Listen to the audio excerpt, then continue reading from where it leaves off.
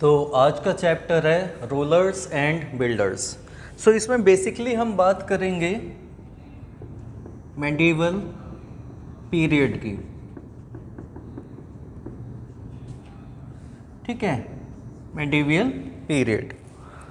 अब इसमें से भी स्पेसिफिकली बात करेंगे हम 8th सेंचुरी BC AD से 18th सेंचुरी AD।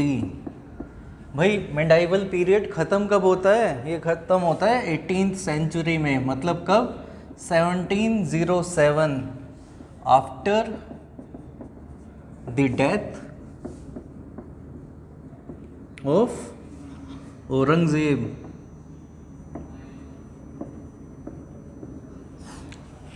तो वही हमारा जो मेडाइवल पीरियड है 8th सेंचुरी से 18th सेंचुरी AD तक, इसमें बहुत सारे किंग्स आए, उन्होंने बहुत सारी बिल्डिंग्स बनाई।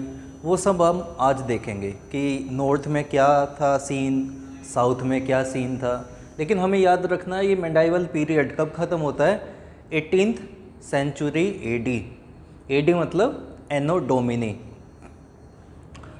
लिख लो इसको भी, एनो डोमिनी। ठीक है, कब ख़त्म होता है ये? After the in the 1707। इसके बाद क्या आ जाता है? Modern period. ठीक है, किसके डेथ के बाद ख़त्म होता है ये? औरंगज़ेब की डेथ हो जाती है और हमारा मेडाइवल पीरियड हम मानते हैं कि ये ख़त्म हो गया। अब इस मेडाइवल पीरियड में बेटा क्या हुआ? बहुत सारे आर्किटेक्चर बने, बहुत सारे आर्किटेक्चर का मेन मतलब आप क्या समझ सकते हो? एक कहने के लिए बहुत सारी बिल्डिंग्स बनी। ठीक है, बहुत सारी क्या पेंटिंग्स भी बनी।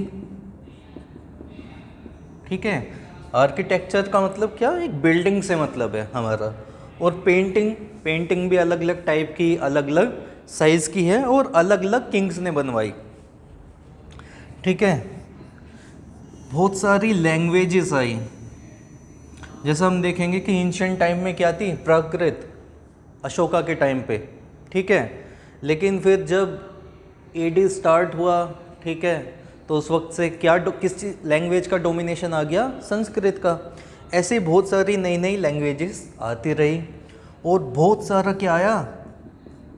लिटरेचर, मतलब बहुत सारी बुक्स लिखी गई, अलग अलग भाषाओं में लिखी गई। और कुछ बुक्स उनका क्या हुआ? ट्रांसलेशन हुआ। जैसे संस्कृत में महाभारत है, उसको पारसी में लिखा गया। ऐसे ही बहुत सारा क्या आया हमारे हिंदुस्तान में? लिटरेचर। सो हमने देखा medieval period 8th century AD से 18th सेंचुरी AD। AD मतलब एनो डोमिनी। और जबकि BC का क्या मतलब होता है? BC का मतलब होता है बिफोर क्राइस्ट। तो इसको हमने डिवाइड किया है कि जीसस की जब बर्थ हुआ था, उस बर्थ से पहले का हिस्सा जो भी टाइम था उसको हम लिखते हैं इन BC, और उनके बर्थ के बाद जो भी टाइम चलता है उसको हम लिखते हैं AD।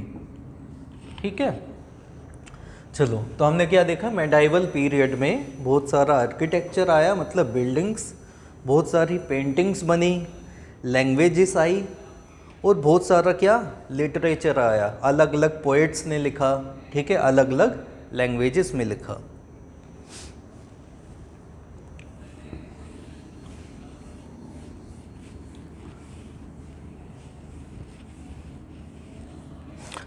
अब भी हम इसमें अगर इसको बाइफुर्केट करें तो हम देखते हैं अभी 8th सेंचुरी AD से 13th सेंचुरी AD में क्या क्या हुआ। ठीक है, बहुत सारे क्या बने? बहुत सारे बने टेम्पल्स, बहुत सारे टेम्पल्स बने। अच्छा भाई, टेम्पल्स कब बने? हमने देखा कि 8th सेंचुरी के आसपास या इससे भी पहले, लगभग 3rd-4th सेंचुरी में सबसे फर्स्ट टाइम हमने क्या देखा कि टेम्पल्स बने। टेम्पल्स क्यों बनना स्टार्ट हुए? ऐसा था जब हमने सुना है ना अशोका का। अशोका किस चीज़ में चेंज हो गया था? बुद्धिज़्म। उसने बुद्धिज़्म अपना लिया था और बुद्धिज़्म बहुत ज़्यादा हावी हो गया था हिंदुइज़्म में। तो हिंदुइज़्म को बचाने के लिए उन्होंने सोचा कि हमें भी एक ऐसी बिल्डिंग बनानी चाहिए जहाँ पे हमारी रिलीजन के लोग इकट्ठा हो, जिससे कि क्या ये बुद्धिज़्म इतना ना उठ पाए, हमारा जो रिलीजन है वो बच पाए। इसलिए एक जगह बनाई जहाँ पे सभी लोग क्या होंगे, इकट्ठे, और उस जगह को क्या नाम दिया गया, टेम्पल्स। तो बहुत सारे हमने देखा क्या टेम्पल्स बने, बहुत सारी क्या मॉस्क बनी, मस्जिद, इवन इंडिया में चर्च भी बने। और किंग्स ने अपने लिए क्या बनाए थे, बहुत सारे फोर्ट्स बनाए थे। ठीक है, ऐसी बहुत टाइप के क्या बिल्डिंगें मिलती है हमें। अब इसके बाद देखते हैं हम, अगर हम देखें अब 13th सेंचुरी एडी से 18th सेंचुरी एडी तक क्या सीन था भाई। कोई भी टेम्पल्स, मॉस्क, चर्च, फोर्ट, कुछ भी महल था, कुछ भी बना, या कोई बेसिक किसी का घर भी था छोटा, तो हम उसमें क्या देखते हैं कि ये वॉल है, ठीक है, या गेट है, उसके ऊपर एक ऐसा पिलर होता था हॉरिजॉन्टल, ये इस तरह का, ठीक है। कैसा होता था ये, हॉरिजॉन्टल। लेकिन उसके कुछ टाइम के बाद हमने कैसे स्ट्रक्चर देखे, कुछ इस तरह के,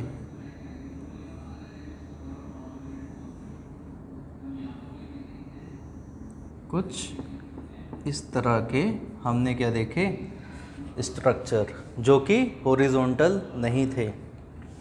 इसको हम क्या कहते हैं, इसको हम कहते हैं आर्च। इसको हम क्या कहते हैं, आर्च। इस स्टाइल को हम क्या कहते थे, कोर बेल्ट स्टाइल। ये जो सिंपल आप घरों में देखते होंगे, इसको हम क्या कहते हैं, कोर बेल्ट स्टाइल। जबकि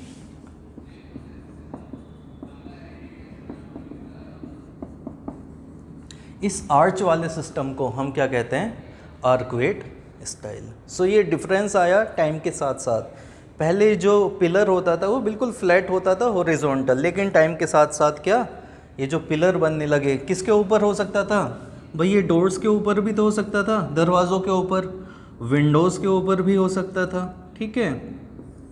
सो ऐसी इस तरह की क्या बिल्डिंग्स बनना स्टार्ट हो गई।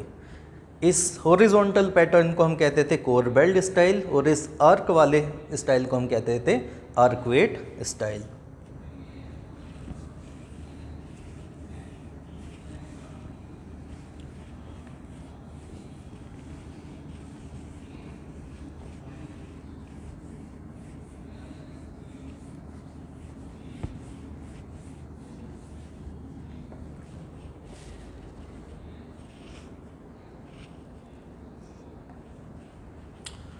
अब क्या हुआ, ये डोम वाला पैटर्न स्टार्ट हुआ, ठीक है,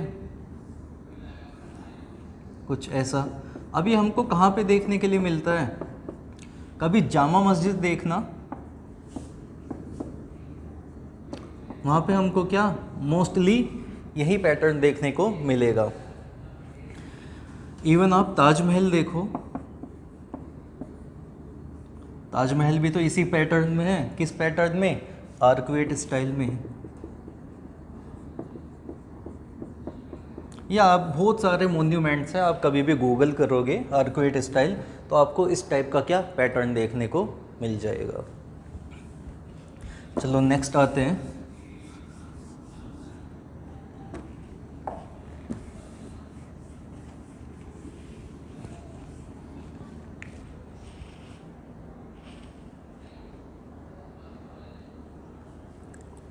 अगर हम बात करें मुगल स्टाइल की, ठीक है, तो मुगल्स ने क्या स्टाइल किया, उन्होंने प्योर वाइट मार्बल का बहुत ज़्यादा यूज़ किया है, ठीक है, प्योर वाइट मार्बल का। जैसे कि हमें क्या देखने को मिलता है, ताजमहल, ठीक है, या मोती महल भी, या बीबी का मकबरा। ठीक है, ताजमहल किसने बनाया था? शाहजहां ने। और बीबी का मकबरा किसने बनाया था? औरंगज़ेब ने। ठीक है, तो इन्होंने क्या यूज़ किया? वाइट मार्बल का यूज़ किया। एक्चुअली ये जो बीबी का मकबरा है ये ताजमहल की ही कॉपी थी। औरंगज़ेब ने भी सोचा था कि मैं एक ताजमहल जैसा ही एक बिल्डिंग बनाऊंगा, तो उसने बिल्कुल सेम, आप बीबी का मकबरा और ताजमहल देखोगे तो वो बिल्कुल ही एक जैसा दिखते हैं, बस ये इतना अच्छा नहीं है, ये थोड़ा सा भद्दा बन गया ताजमहल के मुकाबले। अच्छा, इन्होंने एक चीज़ और देखी होगी, कभी आप ताजमहल जाओ तो डायमंड्स, ठीक है, गोल्ड, सिल्वर एट्सेट्रा, बहुत सारे ऑर्नामेंट्स, मतलब बहुत सारे, क्या आपने मोती देखे हैं ना अलग अलग कलर के। ताजमहल में आप जाओगे तो सपोज़ एक बिल्डिंग है, यहाँ पे क्या ऐसे डिज़ाइन बने हुए हैं, सपोज़ ये वाइट मार्बल है और ये डिज़ाइन बने हुए हैं, तो ये आपको क्या दिखेगी? यहाँ पे एक पेंटिंग दिखेगी, लेकिन वो कोई कलर नहीं है, वो बहुत महंगे महंगे जेम्स हैं, डायमंड्स हैं, जो डायमंड इस मार्बल के अंदर फंसाए गए हैं, और उससे क्या दिखती है? एक पेंटिंग जैसा स्ट्रक्चर दिखता है। तो ये सब हमने कहाँ देखा? ये मुग़ल स्टाइल में देखा। ठीक है, अब हम देख लेते हैं टेम्पल्स।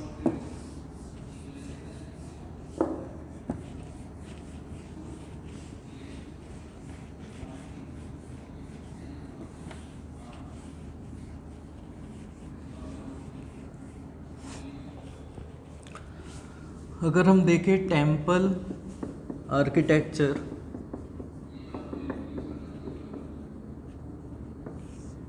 तो टेम्पल आर्किटेक्चर बेसिकली 3 फॉर्म में बटा हुआ है। ठीक है, जैसे नागर स्कूल ऑफ आर्किटेक्चर, सबसे पहला कौन सा है? नागर स्कूल ऑफ आर्किटेक्चर। ये आपको मिलेगा नदर्न इंडिया में, मतलब आप इंडिया के नॉर्थ वाले स्टेट्स में जाओगे तो जो भी टेम्पल आपको देखने को मिलेंगे वो किस स्टाइल के होंगे? वो नागर स्कूल ऑफ आर्किटेक्चर स्टाइल के होंगे। सेकंड देखें हम, सेकंड होगा द्रविडियन स्कूल या स्टाइल ऑफ आर्किटेक्चर। ठीक है, द्रविडियन लैंग्वेज भी होती है, स्कूल भी है, स्टाइल भी है। द्रविडियन की हम बात करें तो हम सीधा पहुंच जाते हैं साउथ में। ठीक है, तो बात चल रही है यहाँ पे सदर्न इंडिया में। आप कहीं पे भी साउथ के टेम्पल्स देखोगे तो वो आपको अलग स्टाइल के दिखेंगे, नॉर्थ के टेम्पल अलग स्टाइल के। नॉर्थ वाले को हम क्या कहते हैं? नागर स्कूल ऑफ आर्किटेक्चर, और साउथ वाले को कहते हैं द्रविडियन स्कूल ऑफ आर्किटेक्चर। एक तीसरा भी है इनका मिला जुला,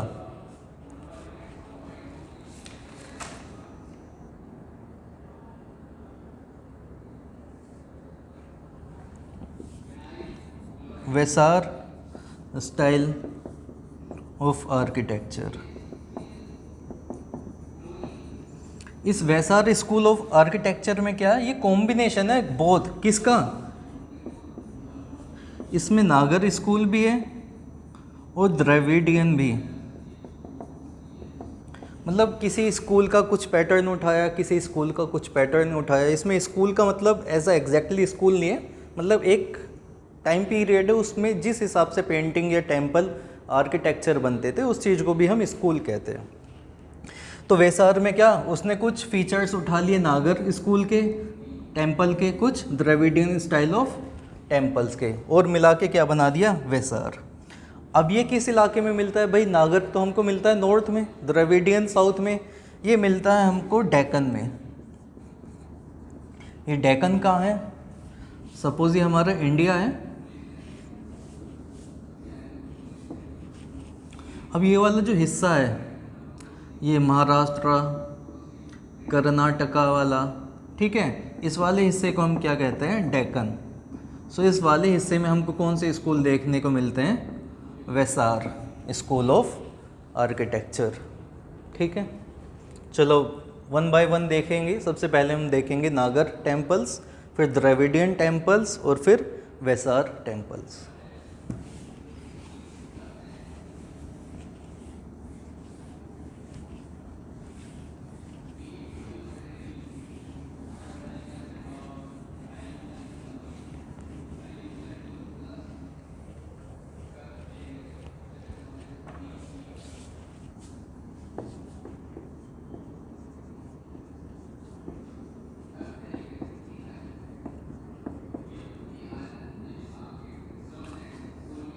देखो बेटा, नागर टेम्पल्स में क्या होगा, जो मेन डिएटी है, डिएटी मतलब भगवान, गॉड।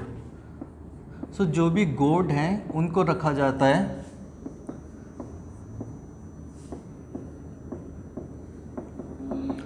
गर्भगृह में। कहाँ पे? गर्भगृह। मतलब जो भी आपकी सपोज ये मेन डिएटी है, मेन भगवान है, तो इनको किस में रखा जाता है? एक गर्भगृह में।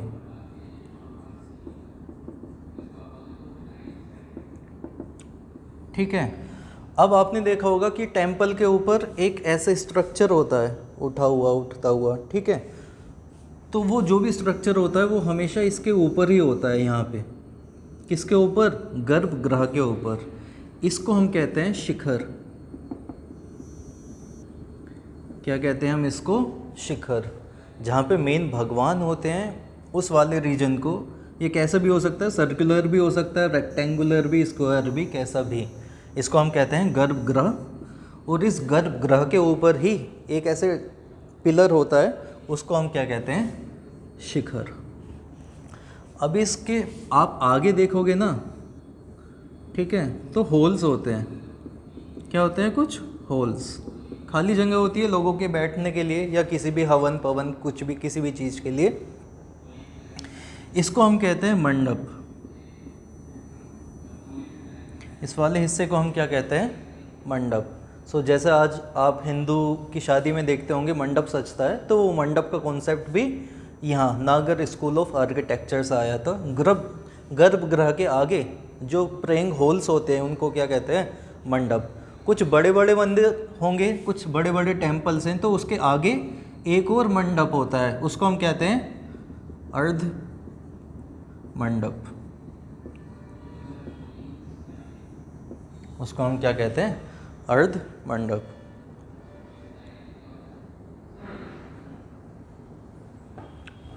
ठीक है। अब क्या बेटा, कुछ गेट भी तो होगा, एक मेन गेट भी तो होता है, ठीक है। उस मेन गेट को हम क्या कहते हैं? उसको हम कहते हैं गोपुरम।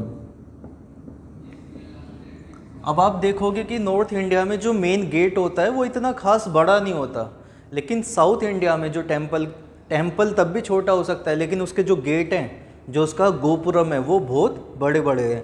लेकिन नॉर्थ इंडिया में वो कैसे हैं? मोडेस्ट, मतलब ठीक ठाक है, ना ज़्यादा बड़े ना ज़्यादा छोटे। तो हमने देखा सबसे जो मेन भगवान है वो कहाँ पे है? गर्भगृह में। उसके ऊपर क्या है? शिखर। उसके आगे मंडप, और किसी किसी टेम्पल में अर्धमंडप भी हो सकता है। जो मेन गेट है वो ना ज़्यादा बड़ा है ना ज़्यादा छोटा है, और उस गेट को हम क्या कहते हैं? गोपुरम। अब बेसिकली यहाँ पे जो मेन डिएटी है, मेन गॉड है, वो कौन है? वो है शिवा एंड विष्णु। वो कौन है? शिवा एंड विष्णु। तो ज़्यादातर जो नागर टेम्पल्स हैं उसमें जो मेन भगवान है वो शिवा है और विष्णु है।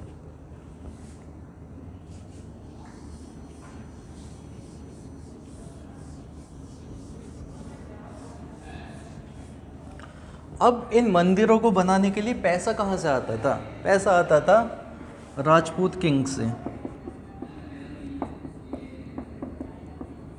जैसे कौन कौन थे? जैसे पल्लव्स थे, ठीक है, जैसे सोलंकी थे, ठीक है।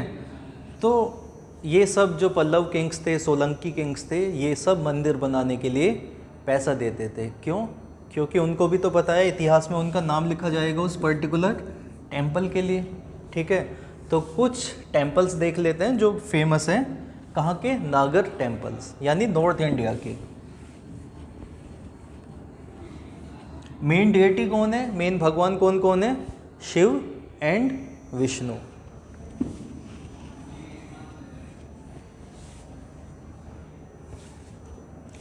देखो जैसे खजुराहो टेम्पल्स हैं, सुने होंगे आपने। खजुराहो टेम्पल्स कहाँ हैं, एमपी में, मध्य प्रदेश में।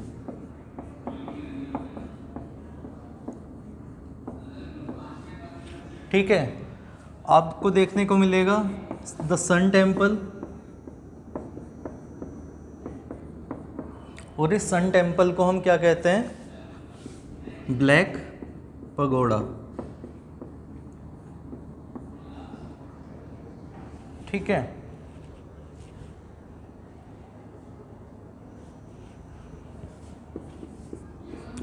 एक आपको क्या मिलेगा, जगन्नाथ टेम्पल। ठीक है, और क्या मिलता है आपको, द लिंगेश्वर टेम्पल। तो ये कुछ एग्जाम्पल हैं नॉर्थ इंडिया में बने हुए टेम्पल्स के। नॉर्थ इंडिया में जो टेम्पल बने हुए हैं वो किस स्टाइल में बने हुए हैं, नागर स्टाइल में। कुछ एग्जाम्पल क्या हुए, जैसे खजुराहो टेम्पल्स जो कि कहाँ पे है, मध्य प्रदेश में। द सन टेम्पल जिसको हम क्या कहते हैं, black pagoda. The Jagannath temple and the Lingeshwar temple.